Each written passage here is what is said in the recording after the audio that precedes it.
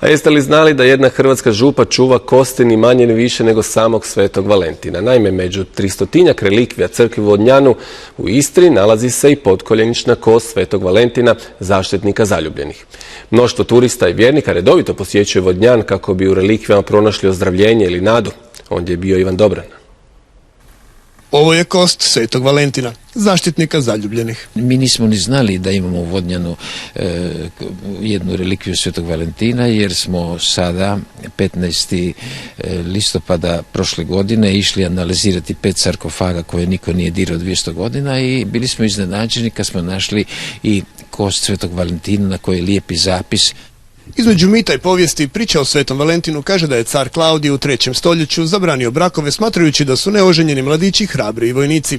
Sveti Valentin je usprkos naredbi održavao tajna vjenčanja. On je na brzinu povjenčao stotine i stotine mladića, jer će on biti onda, kad bude u osamljenosti sa drugim vojnicima i u velikim opasnostima, biti emocionalno vezan sa svojom suprugom. Uz kost Svetog Valentina iz vodnjanskih sarkofaga izvučeno je još mnoštvo relikvija na čijem je prepoznavanju radio forenzički tim iz Zagreba. Sad imamo zaokruženu cjelinu i u Vodnjanu imamo 300 relikvija različitih svetaca. Posebnu pažnju izazivaju neraspadnuta tijela 4 svetaca. Da imamo komadić vela Majke Božje, da imamo trn Isusove krune, zdjelicu i dio noge Svetog Sebastijana, zemlju s Kalvarije i mnoštvo drugih relikvija zbog kojih bi Vodnjan mogao postati daleko važnije hodočasničko mjesto. Mislim da će Vodnjan biti važniji od Međugorja, pa ako to jednog dana se i naučno potvrdi, evo sad mi to vjerujemo, onda mi smo, čujte, jedno mjesto kakvoga nema na svijetu i to će se profilirati u jedno izuzetno